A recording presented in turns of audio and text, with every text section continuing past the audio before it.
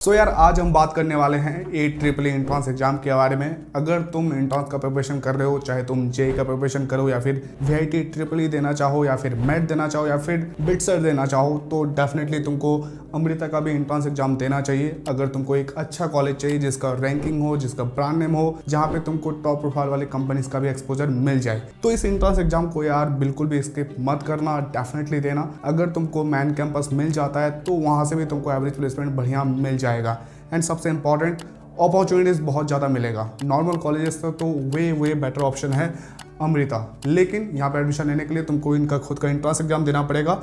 ये AEEE, तो ये AEEE क्या है, इसका पैटर्न क्या है, किस तरह का क्वेश्चन पूछा जाता है, सेक्शंस क्या है, एंड कौन कौन से कॉलेजेस मिलने वाले हैं, प्लेसमेंट्स कैसा लगता है इनके कॉलेजेस में, इन सब चीज़ों के बारे में डिस्कस करेंगे। सो अगर तुम अमृता के बारे में जानना चाहते हो तो इस वीडियो को पूरा देखना। तो चलो स्टार्ट करते हैं बेसिक से।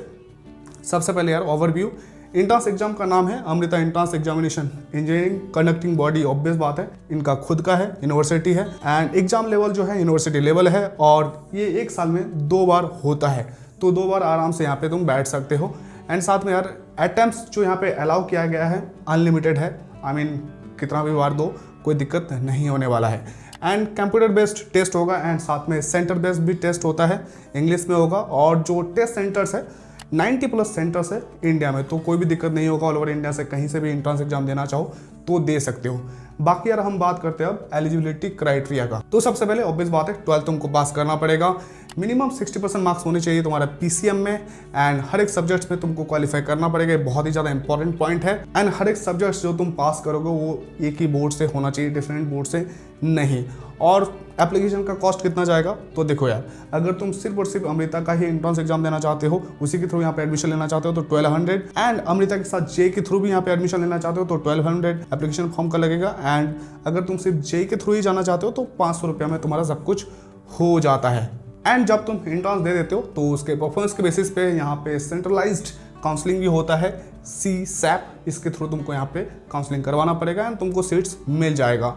यहाँ पे देखो 2 फेजेस में AEEE होता है, जो कि मैं ऑलरेडी बता चुका हूँ। 2 बार एंट्रेंस एग्जाम होगा, एक बार जनवरी में और एक बार अप्रैल में। सो जो स्टूडेंट्स जनवरी में बैठना चाहते हैं वो जनवरी में भी बैठ सकते हैं, एंड साथ में अप्रैल में भी एग्जाम दे सकते हैं, क्योंकि देश भर में सेंटर्स बहुत सारे हैं तो कोई भी दिक्कत नहीं होगा। कोई भी तुमको फेज अटेंड करना है कर सकते हो। एंड सीट डिस्ट्रीब्यूशन का बात करूं यार, तो 70% सीट्स जो भरा जाता है ये AEEE के थ्रू भरा जाता है, एंड 30% सीट्स JEE मेंस के थ्रू भरा जाता है। तो इस चीज को बिल्कुल ध्यान रखना। बहुत सारी यूनिवर्सिटी, यहाँ तक कि बोलूंगा लगभग सारी यूनिवर्सिटीज अपना खुद का एंट्रेंस एग्जाम तो लेते ही लेते हैं, साथ में जेई के बेसिस पे भी एडमिशन दे देते हैं। तो ये चीज ध्यान रखना, अगर जेई दोगे उसमें अच्छा स्कोर लाओगे तो उनका खुद का एंट्रेंस एग्जाम देने का जरूरत नहीं पड़ता है। बाकी यार अमृता में बहुत सारे कोर्सेस हैं, 200+ कोर्सेस कराए जाते हैं, एंड साथ में NRI OCI के स्टूडेंट्स भी यहाँ पे एडमिशन लेते हैं, तो उनको भी एडमिशन के लिए अलाउ है, कोई भी दिक्कत नहीं है।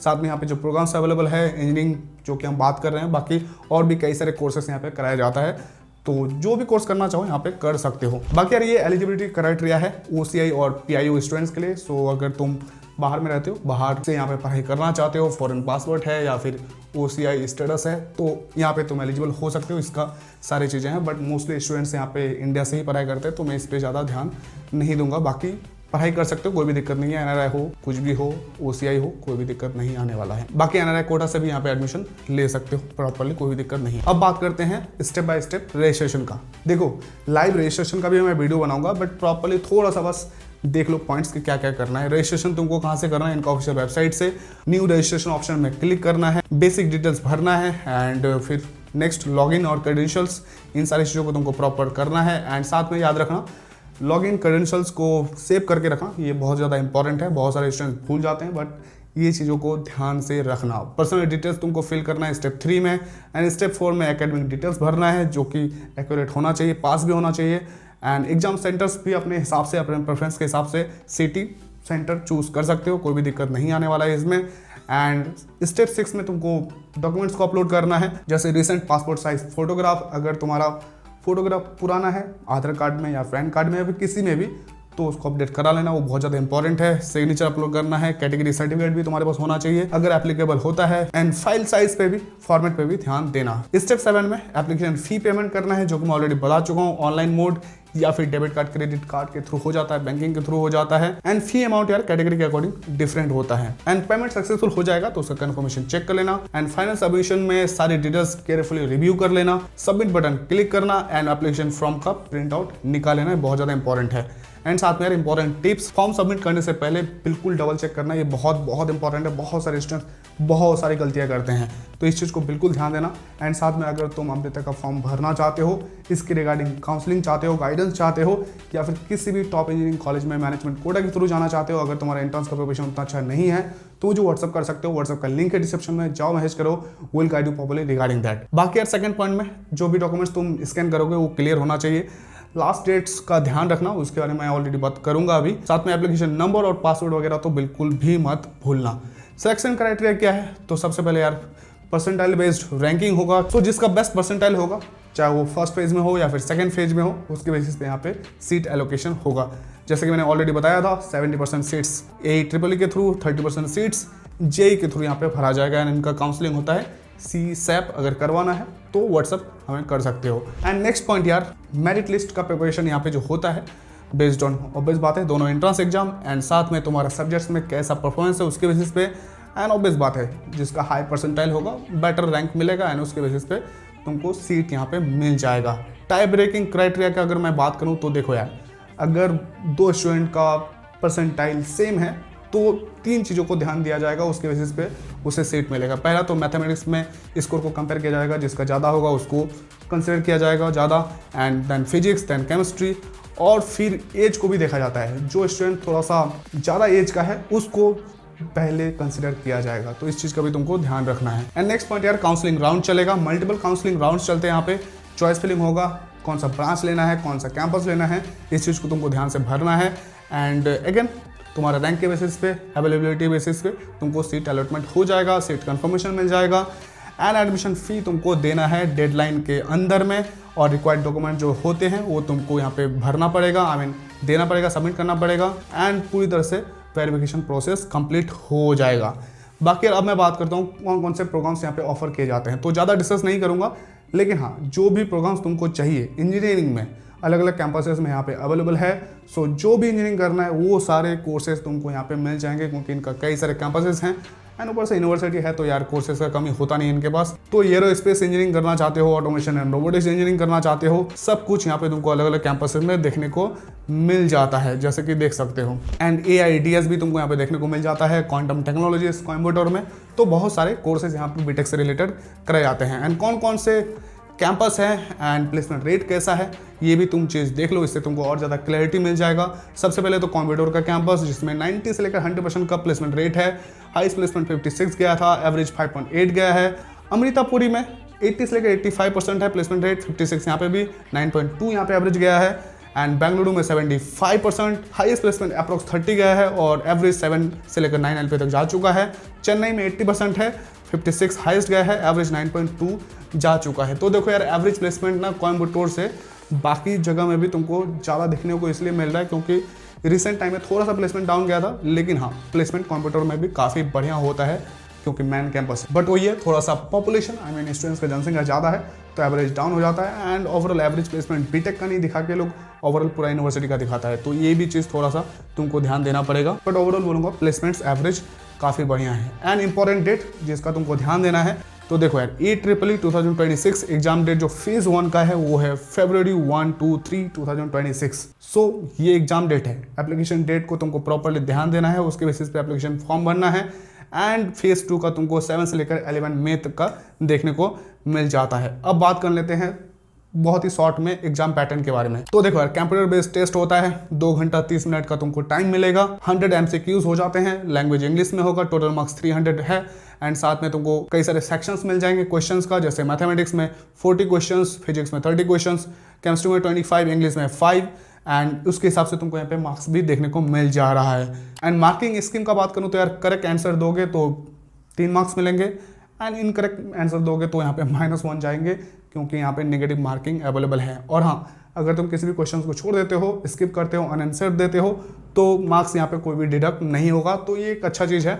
अगर तुमको आता है तो करो, नहीं आता है तो छोड़ भी सकते हो, कोई भी दिक्कत नहीं है। बाकी यार प्रीवियस ईयर का क्वेश्चंस का एनालिसिस थोड़ा सा देख लेते हैं। तो देखो डिफिकल्टी लेवल का बात करूँ तो यार मॉडरेट टू चैलेंजिंग है। हाँ, थोड़ा सा टफ होगा, बट इतना भी नहीं कि जेई या बिट्स सेट के जैसा होगा। उससे तुमको काफ़ी ज़्यादा ही इजी देखने को मिलेगा। सबसे पहले तो मैथमेटिक्स में सबसे ज़्यादा क्वेश्चंस आते हैं, तो मैथमेटिक्स में तुमको सबसे ज़्यादा फोकस देना है। फिजिक्स में 30 क्वेश्चंस एंड केमिस्ट्री यहाँ पे सबसे इजी होता है। एंड हाई वेटेज का बात करूँ तो यार मैथमेटिक्स में 120 मार्क्स, जो कि ऑलरेडी हम देख चुके हैं। इसमें सारे वो सब्जेक्ट्स हैं, टॉपिक्स हैं जो तुमको कवर करना ही करना है। एंड फिजिक्स में भी तुमको 35 से लेकर 40% सिर्फ और सिर्फ मैकेनिक्स से देखने को मिल जाते हैं। 90 मार्क्स है फिजिक्स में, एंड केमिस्ट्री में 75 मार्क्स हैं। एंड फिजिकल में तुमको 35%, ऑर्गेनिक में 35 एंड इनऑर्गेनिक में तुमको 30% देखने को मिल जाता है क्वेश्चंस। तो इस चीज़ को ध्यान दोगे तो उसके हिसाब से प्रिपरेशन हो जाएगा।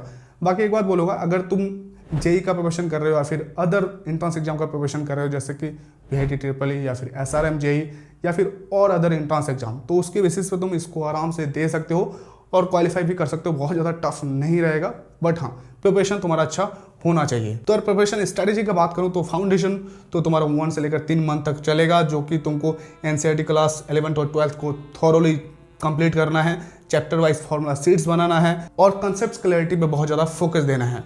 एंड दूसरा नंबर पे यार प्रीवियस ईयर का क्वेश्चंस को रिवाइज करो। जितना रिवाइज करोगे उतना ज़्यादा बेटर है, क्योंकि क्वेश्चंस एट द एंड वही सब से ही आते हैं, रैंडमली आते हैं, बट आते हैं वहीं से ही। तो इसको टाइम ड्यूरेशन के हिसाब से इसको भी कंप्लीट कर सकते हो। लास्ट 5 to 10 ईयर्स का क्वेश्चन पेपर देख सकते हो, उसके हिसाब से तुम आराम से एक अच्छा प्रिपरेशन कर सकते हो। अभी तो टाइम ज़्यादा है नहीं, क्योंकि अक्टूबर अभी चल रहा है, तो नवंबर, दिसंबर, जनवरी हार्डली तुम्हारे पास 3 महीना है। तो अभी तो मैं बोलूँगा कि सिर्फ और सिर्फ प्रीवियस ईयर्स क्वेश्चंस को ही देखो, उसी को सॉल्व करो प्रॉपर्ली।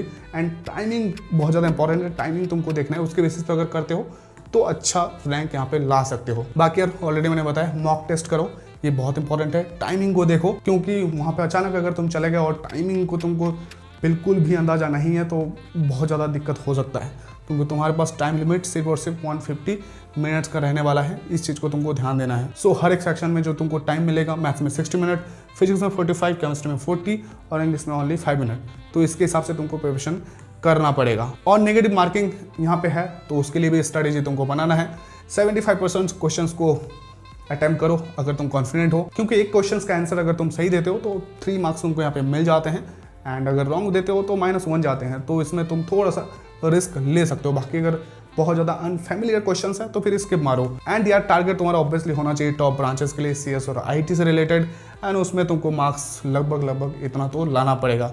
एंड कोर ब्रांचेस के लिए इतना तुम अगर मार्क्स ले आते हो 180 से 220 तो तुमको मिल जाएंगे। बट मेन जो कि आज की डेट में बहुत ज़्यादा ट्रेंडिंग है, तो इतना मार्क्स तुमको मिनिमम लाना पड़ेगा 300 में। एंड कुछ VVI क्वेश्चंस को देख लेते हैं। सबसे पहला तो AEEE फेज़ 2 के लिए एप्लीकेशन कैसे भरें या फिर अप्लाई कैसे करें। तो देखो यार, फेज़ 1 जैसे ही कंप्लीट होगा तुमको नोटिफिकेशन आ जाएगा। एंड अगर तुमको फेज़ 2 भी करना है, स्लॉट बुक करना है, तो तुमको यहाँ पे ऑटोमेटिकली मेल आ जाएगा, उसके थ्रू तुम कर सकते हो। बाकी वेबसाइट्स के थ्रू भी कर सकते हो, कोई भी दिक्कत नहीं है। एंड CSAP क्या है, तो यार इनका खुद का काउंसलिंग है, उसके थ्रू सीट अलॉटमेंट किया जाता है, क्योंकि इनका कई सारे कैंपसेस हैं। उसके बेसिस पे तुमको रैंक के बेसिस पे, तुम्हारे स्कोर के बेसिस पे एंड तुम्हारे प्रेफरेंस के बेसिस पे तुमको यहाँ पे चीज़ें मिल जाएंगे।